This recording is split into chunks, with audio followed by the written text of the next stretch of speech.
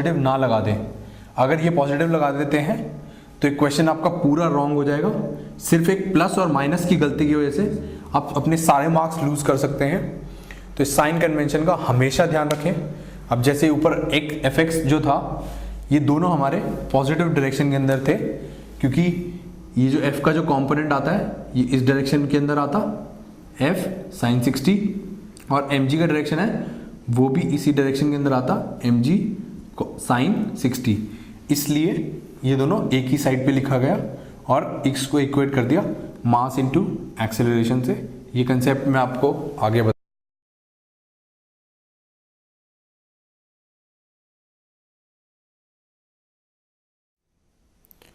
Now let us come to a very important, like the basic of this topic, which is Newton's laws of motion. Newton actually gave 3 laws of motion. Now these 3 laws are very important क्योंकि पूरी physics सिर्फ इन 3 laws पर ही बनी हुई है। First law क्या कहता है कि इनर्शिया का। फर्स्ट लॉ का मतलब है कि जब कोई एक बॉडी किसी चीज़ से मूव कर रही है तो वो बॉडी उस ही वेलोसिटी से मूव करती रहेगी अनटिल एंड अनलेस उस पर बॉडी पर कोई फोर्स ना लगाए। जैसे मैं अगर भाग रहा हूँ, जैसे अगर हम देखें कि एक आइस है, आइस को हम यूँ फेंकते हैं फ्लोर पर तो वो चलती ही जाती है, लेकिन क्यों चलती जाती है? क्योंकि उसके ऊपर एक्सटर्नल फोर्स जो फ्रिक्शन होती है वो बहुत कम अप्लाई होती है। ऐसे ही अगर हम उस पर फोर्स ऑफ फ्रिक्शन नहीं लगाते तो वो चलती ही जाती कभी नहीं रुकती। ऐसे ही कोई गाड़ी जाती है, अगर हम गाड़ी में बैठे हैं और एक गाड़ी जाती है तो जैसी गाड़ी पे ब्रेक लगता है हम लोग आगे की तरफ झुक जाते हैं। वो क्यों झुकते हैं? क्योंकि हमारी टेंडेंसी होती है कि हम चलते रहें, लेकिन अब हमारे पे कोई फोर्स नहीं लगती इसलिए हमको एकदम से झुकना पड़ता है और अंदर से एक फोर्स लगवानी पड़ती है। सिमिलरली अगर हम एक बॉल को फेंकें तो वो ऊपर तक जाती रहेगी, लेकिन वो फोर्स ऑफ ग्रेविटी की वजह से नीचे आती है। अगर वो ग्रेविटेशनल फोर्स नहीं लगती तो वो ऊपर ही जाती रहती, क्योंकि हमने उसको ऊपर की तरफ मोशन दिया है और वो ऊपर ही जाती। ये जो इनर्शिया है ये बहुत ही ज़्यादा इंपॉर्टेंट है। आजकल के अगर हम देखें कि सपोज कोई कारपेट झाड़ता है तो कारपेट को कैसे झाड़ा जाता है? उसके ऊपर डंडे मारते हैं। डंडे मारने से क्या होता है कि अगर कोई कारपेट है, let me take an example कि ये एक डस्टर है। अगर हम इस डस्टर पे अगर इसको झाड़ना ही गंदा होता है तो हम इसको यूं झाड़ते हैं मार कर। उससे क्या होता है कि ये जो डस्टर है इसके अंदर जो डस्ट पार्टिकल्स हैं उनकी टेंडेंसी है कि वो रेस्ट पे ही रहें, वो कहीं ना जाएं। तो हम जब इसको मारेंगे तो उनकी टेंडेंसी रहेगी कि वो ये तो क्लॉथ तो पीछे हो जाएगा, लेकिन जो डस्ट पार्टिकल्स होंगे वो यहीं पे रह जाएंगे और वो नीचे गिर जाएंगे। तो आपने कभी देखा होगा कारपेट वगैरह को जब झाड़ा जाता है तो उनके ऊपर डंडे मारे जाते हैं और उनसे धूल निकलती है। वो धूल क्यों निकलती है? क्योंकि जो धूल होती है वो अपनी पोजीशन पे रहना चाहती है, वो कहीं मूव नहीं करना चाहती। तो ये एक तरीका है, मतलब इनर्शिया बहुत जगह काम आती है। Now the second law is says that the force applied on a body is equals to the mass of that body into the acceleration of that body. मतलब अगर हमको एक गाड़ी है, गाड़ी को एक्सेलरेट करना है एक ए एक्सेलरेशन से, तो जो उस पर हमको फोर्स लगानी पड़ेगी that will be equal to the mass of that car into the acceleration of that car. अब ये जो सेकेंड लॉ ऑफ मोशन है इसकी एक लिमिटेशन होती है कि it holds only when the mass of the body is constant. ये जो मास है ये अगर कांस्टेंट रहता है, लेट अस से कि जो रॉकेट हैं वो हमारे स्पेस में जाते हैं तो उनके अंदर क्या होता है कि उनके अंदर फ्यूल होता है। ये रॉकेट है, इसके अंदर कुछ सपोज करो इतना फ्यूल है, जब ये जल जाता है तो रॉकेट का मास कम हो जाता है और जो उनके अंदर फोर्स लगती है और जो एक्सेलरेशन आती है वो कुछ डिफरेंट होती है। तो ये जो चीज़ है ये हमारी उस वक्त अप्लाई नहीं होती। ये जो हमारा फॉर्मूला है ये उस वक्त अप्लाई नहीं होगा। सिमिलरली अगर हम देखें कि कोई कंटेनर जा रहा है जो रेल पे पड़ा हुआ है, जो हमारी रेलगाड़ी होती है उस पे पड़ा हुआ है, और उसके अंदर कुछ लिक्विड भरा है, लेकिन उसके अंदर कुछ, उस कंटेनर के अंदर कुछ होल वगैरह हो गया जिसकी वजह से वो लिक्विड बाहर निकले जा रहा है और गाड़ी आगे जा रही है किसी एक एक्सेलरेशन से। उस केस में भी ये इक्वालिटी होल्ड नहीं होगी, क्योंकि उसका जो मास है ट्रेन में से वो निकले जा रहा है, कम हुए जा रहा है, तो ये हम फॉर्मूला यूज नहीं कर सकते। Now the third law says that to every force there is an equal and opposite reaction. इसका क्या मतलब है? अगर मैं इसको यू पुश करने की कोशिश करूं, इस पेन को अगर मैं अपनी बॉडी के अगेंस्ट पुश करने की कोशिश करूं, तो ये पुश नहीं होगा। ये कितना पुश होगा? जितना इसके ऊपर फोर्स लगेगी। लेट अस सपोज कि मैंने इसके ऊपर एक फोर्स लगाई F, तो ये जो हाथ है मेरा, ये वापस उतनी फ्रिक्शनल फोर्स लगाएगा F। अगर हम ये दोनों माने कि ये इक्विलिब्रियम में है, या ये अभी डस्टर ऐसा है, तो हम इसको जब फोर्स लगाएंगे, ऐसे अंदर फोर्स लगा रहा हूँ तो ये अंदर नहीं जा रहा, ये वहीं पर रुक रहा है। तो इसका मतलब जितनी फोर्स मैं यहाँ से लगा रहा हूँ उतनी फोर्स ब्लैक बोर्ड इस पेन पे वापस लगा रहा है। इस वजह से इसके ऊपर कोई मूवमेंट नहीं हो रही। अगर इस पे मूवमेंट होती तो इसका मतलब ये था कि जितना फोर्स मैं लगा रहा हूँ ये ब्लैक बोर्ड उतनी कम लगा पा रहा है, उससे थोड़ी कम लगा पा रहा है, इस वजह से ब्लैक बोर्ड के अंदर की तरफ मूवमेंट होती है। तो ये हर एक तरीके से होल्ड होता है to every force. Let us say कि हम जब मूव करते हैं, हम जब चलते हैं, ऐसे चलते हैं, तो कैसे चलते हैं? वो इसी लॉ की वजह से चल पाते हैं, क्योंकि जब हम चलते हैं तो हम ग्राउंड को पीछे की तरफ पुश करते हैं। तो जब हम ग्राउंड को पुश करते हैं तो हम एक फोर्स लगाते हैं ग्राउंड पे पीछे की तरफ, तो ग्राउंड जो होता है वो हमारे को आगे की तरफ फोर्स लगाता है और हम आगे की तरफ मूव होते हैं। So these three laws are very basic in nature, और आप कहीं पे भी देखें तो इन लॉज के बिना काम नहीं चलता। जो भी नॉर्मल चीजें हैं, जो भी आप आसपास देख सकते हैं, इन तीनों लॉज से रिलेट कर सकते हैं। ये जो तीनों लॉज हैं ये सिर्फ क्लासिकल फिजिक्स में यूज होते हैं। मतलब जो भी क्लासिकल फिजिक्स हमने वर्ड कॉइन करा है, ये होता है कि जो इन तीनों लॉज को यूज करे। जो मॉडर्न फिजिक्स होती है, जैसे कि इलेक्ट्रोस्टैटिक्स वगैरह, इलेक्ट्रोस्टैटिक्स जिसके अंदर इलेक्ट्रॉन्स आते हैं, आपके न्यूट्रॉन्स आते हैं, उस पार्ट में, उस फिजिक्स के पार्ट के अंदर ये तीनों लॉ होल्ड नहीं होते। और ये जो हमने जो पहले डिस्कस करा था, नॉर्मल फोर्सेस, जो नॉर्मल रिएक्शन फोर्स था N, और जो हमारा फ्रिक्शनल फोर्स था, ये दोनों फोर्सेस लॉ 3 की वजह से ही आते हैं।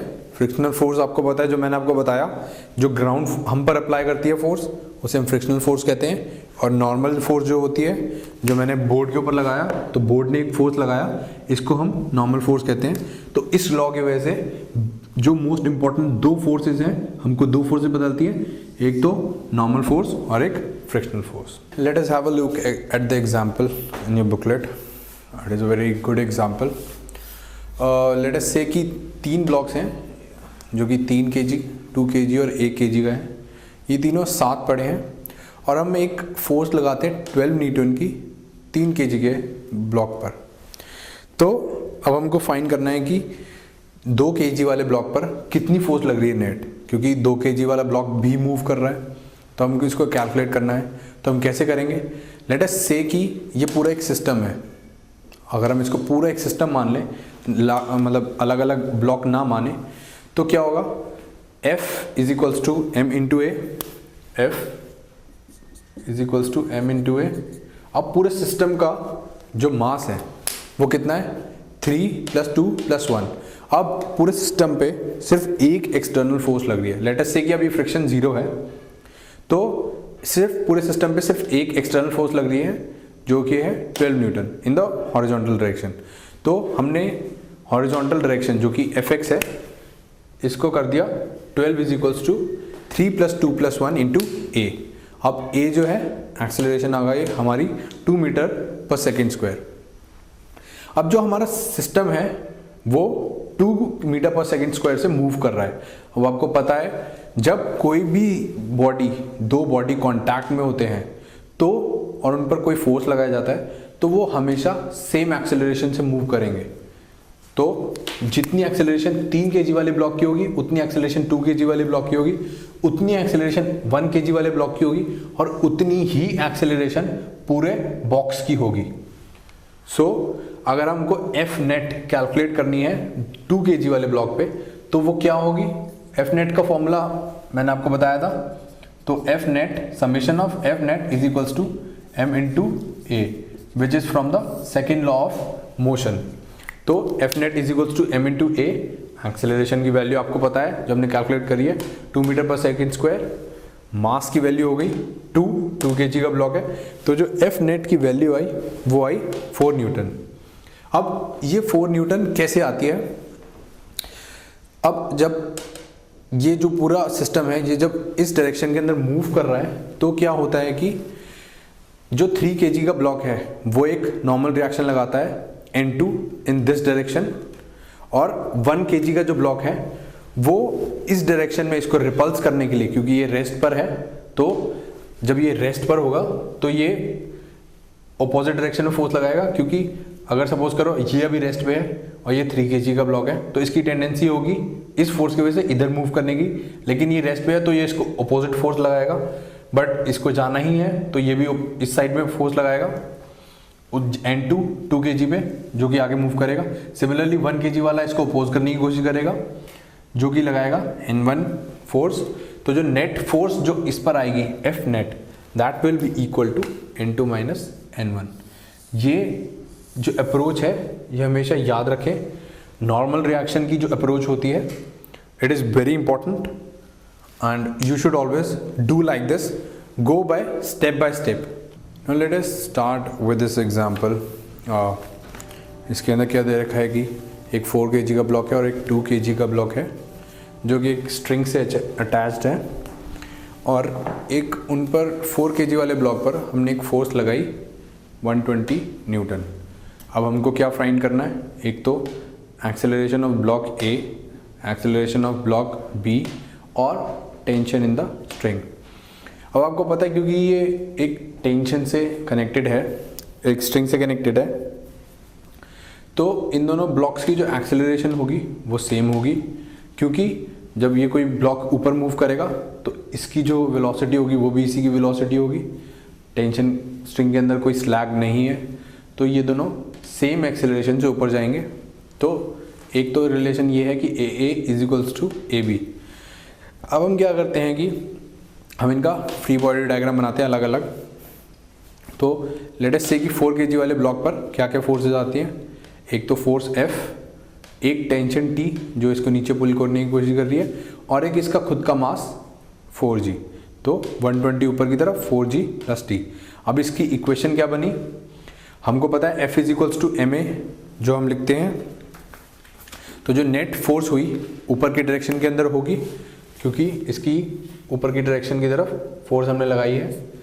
हम यहाँ पे जो साइन है ये जो हमने लिखा F is equals to M A, net F क्या है 120 minus 4g plus T into is equals to 4a, ये हो गया एम ए नेट फोर्स। ये जो थी हमारी summation of F net.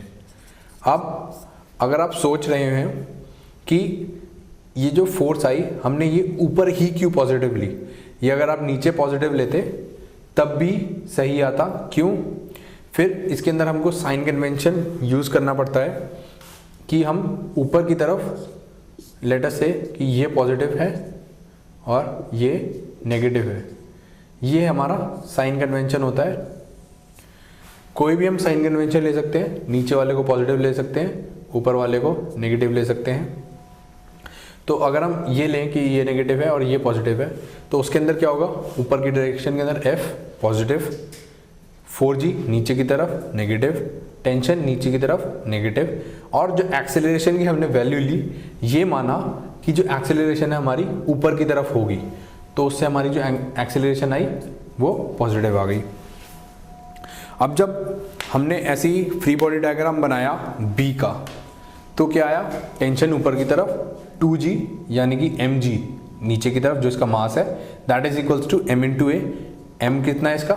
2 into A acceleration A B और ए सेम थी, तो इससे रिड्यूस हमारा t is equals to twice of a plus g। ये इसको अगर हम दे दें पॉइंट इक्वेशन नंबर 1, अब ये हमारी इक्वेशन नंबर 2 है ना। पुटिंग इक्वेशन नंबर 1 जो कि t की वैल्यू है in equation number 2 using 1 and 2 we get acceleration to be 2.5 metre per second square. अब जो एक्सेलरेशन है ये आपने देखा कि यहाँ पे पॉजिटिव साइन आ रहा है, ये कोई नेगेटिव नहीं है, ये पॉजिटिव साइन है। इसका मतलब जो हमारा सिस्टम की एक्सेलरेशन है वो ऊपर के डायरेक्शन में है, not in the downward direction. अगर ये हमारी नेगेटिव आ जाती, लेट अस सपोज कि हमारी ये नेगेटिव आ जाती, तो इसका मतलब क्या होता कि जो एक्सेलरेशन है एक्चुअली फोर्स तो हम ऊपर लगा रहे हैं बट इसका वेट इतना ज़्यादा है कि फिर भी नीचे जा रही है। जैसे ये है ये हमारी कोई भी एक लेट अस सपोज कि एक ऑब्जेक्ट है, ये अगर मैं इस पर फोर्स लगाऊं ऊपर की तरफ ऐसे तो ये ऊपर जाएगा, बट अभी भी मैंने इसको पकड़ रखा है और मैं कुछ फोर्स लगा रहा हूँ बट ये फिर भी नीचे जा रही है धीरे धीरे, तो इसका मतलब मैं इतनी फोर्स नहीं लगा पा रहा जो इसके वेट को एनकाउंटर करे। तो इस केस में हमारी एक्सेलरेशन नेगेटिव आती, लेकिन अभी आ रही है पॉजिटिव। तो हम ये एक्सेलरेशन की वैल्यू जब टेंशन के अंदर डालेंगे तो टेंशन की वैल्यू आ जाती है 40।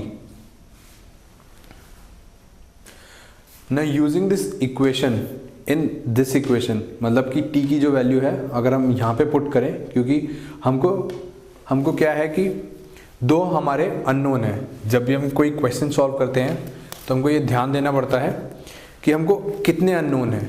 हमारे पास अननोन वैल्यूज़ क्या है, एक तो एक्सेलरेशन की वैल्यू नहीं पता और एक टेंशन की वैल्यू नहीं पता। जब दो अननोन होते हैं तो हमको मिनिमम 2 इक्वेशन चाहिए होती हैं इन दोनों के अंदर। तो 2 इक्वेशन क्या क्या बनी, एक तो इसके फ्री बॉडी डायग्राम से एक ये वाली आई F net equals to A, और एक ये इक्वेशन आई। इन दोनों इक्वेशंस के अंदर 2 अननोन है, एक तो टेंशन और एक एक्सेलरेशन, टेंशन और एक्सेलरेशन। तो अब हम टेंशन की वैल्यू जो है एक्सेलरेशन के टर्म्स में इस इक्वेशन के अंदर पुट कर देंगे, that is using 1, this is 1 इन 2। तो इससे क्या होगा, हमारी एक्सेलरेशन की वैल्यू आ जाएगी 10 मीटर पर सेकेंड स्क्वायर। अब ये हमारी इक्वेशन 3 हो गई।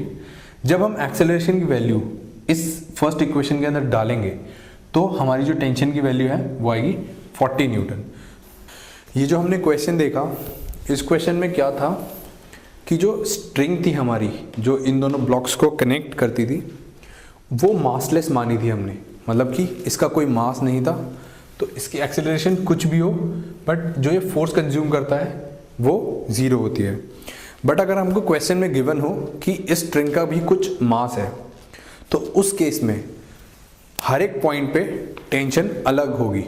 जैसे अगर हम माने कि इसका सेंटर ऑफ मास C है, ये इसके मिडिल पॉइंट पे है, तो जो टेंशन इसके ऊपर वाले पार्ट में होगी और जो नीचे वाले पार्ट में होगी वो दोनों अलग होंगी। लेट अस सपोज कि एक ब्लॉक है ब्लॉक ए मास 1 kg और ये एक टेबल के ऊपर पड़ा है। लेट अस सपोज कि एक टेबल है और इसके कोने से एक पुली अटैच्ड है और इस पुली के ऊपर से एक स्ट्रिंग जा रही है जो कि बी ब्लॉक से कनेक्टेड है और बी ब्लॉक सी ब्लॉक से कनेक्टेड है with the use of a spring, और इसका spring constant K, this K is equals to 50 newton per metre square. तो हमको क्या कैलकुलेट करना है, एक तो एक्सेलरेशन ऑफ द सिस्टम, एक tension in the string and extension in the spring. अब एक्सेलरेशन कैलकुलेट करने के लिए मैंने आपको बताया था कि हम क्या करते हैं कि एक फॉर्मूला यूज करते हैं which is F net equals to M into A. ये एफ नेट, अब एक्सेलरेशन अगर आपको पता हो तो जो एक्सेलरेशन यहाँ पर होगी ए इस ब्लॉक के लिए, वही एक्सेलरेशन इसके लिए होगी इन दोनों ब्लॉक्स के लिए ए डाउनवर्ड डायरेक्शन के अंदर। तो जो नेट फोर्स है वो क्या आ रही है हॉरिजॉन्टल डायरेक्शन में, इस ब्लॉक ए की वजह से कोई फोर्स नहीं है। जो ये टेंशन हम लेते हैं स्ट्रिंग के अंदर वो इंटरनल फोर्सेज होती हैं, तो हमको सिर्फ एक्सटर्नल फोर्सेज देखनी है। जो एक्सटर्नल फोर्सेज आती हैं वो एक्सटर्नल फोर्सेज क्या होती हैं, इन सब का मास, एक तो इसकी वजह से फोर्स ऑफ ग्रेविटी सी के ऊपर, सी ब्लॉक के ऊपर फोर्स ऑफ ग्रेविटी, और एक बी ब्लॉक का मास जिसकी वजह से इसके ऊपर भी फोर्स ऑफ ग्रेविटी लगेगी, तो इन दोनों का जो कंबाइंड मास की वजह से कंबाइंड फोर्स ऑफ ग्रेविटी आएगी वो एफ नेट होगी। तो एक्सेलरेशन कैलकुलेट करने के लिए हम देखते हैं कि एफ नेट कितना है। एफ नेट है 5 that is 3 + 2 into G that is 1550 newton. और total mass of the system क्या है जो एक्सेलरेशन से मूव कर रहा होगा, इसके अंदर एक तो ब्लॉक सी, एक ब्लॉक बी और ब्लॉक ए, इन तीनों का मास ऐड करेंगे, क्योंकि हमको जो एक्सेलरेशन लेनी है वो पूरे सिस्टम की लेनी है और जो भी सिस्टम के अंदर एक्सेलरेशन से मूव करता है उन सब का मास लिया जाता है। इसलिए जो टोटल मास है वो 6 आएगा। तो हमारी एक्सेलरेशन की आ गई 50/6 मीटर पर सेकेंड स्क्वायर। अब अगर हमको tension in the string calculate करनी है तो दो तरीके होते हैं, या तो एक ए ब्लॉक लें आप या फिर ब्लॉक बी लें। अब हमारे लिए अभी क्या आसान है लेना, ब्लॉक बी अगर हम लेंगे तो यहाँ पे एक स्प्रिंग है, तो स्प्रिंग की फोर्स अभी हमको नहीं पता क्योंकि इसके अंदर एक्सटेंशन चाहिए होता है स्प्रिंग फोर्स कैलकुलेट करने की। लेकिन अगर आप ब्लॉक ए को देखें तो इसके अंदर सिर्फ एक टेंशन फोर्स लग रही है और एक्सेलरेशन हमको पता है। तो हमने क्या करा कि ब्लॉक ए का फ्री बॉडी डायग्राम बना दिया दैट इज दिस, और इसके अंदर क्या फोर्स लग रही है, सिर्फ एक टेंशन टी। अब फ्री बॉडी डायग्राम के अंदर इंटरनल फोर्सेस भी आती है, एक्सटर्नल फोर्सेस भी आती हैं, तो टी एक इंटरनल फोर्स है। तो जब इसके ऊपर ब्लॉक ए के ऊपर टेंशन टी लग रहा है, सिर्फ इस टेंशन की वजह से ब्लॉक ए आगे मूव कर रहा है। तो हम क्या लगाएंगे, ये वाला फॉर्मूला दोबारा यूज करेंगे, F net equal to M into A. अब एफ नेट इधर इस ब्लॉक के लिए क्या है, tension T equals to M into A, और मास इस ब्लॉक का क्या है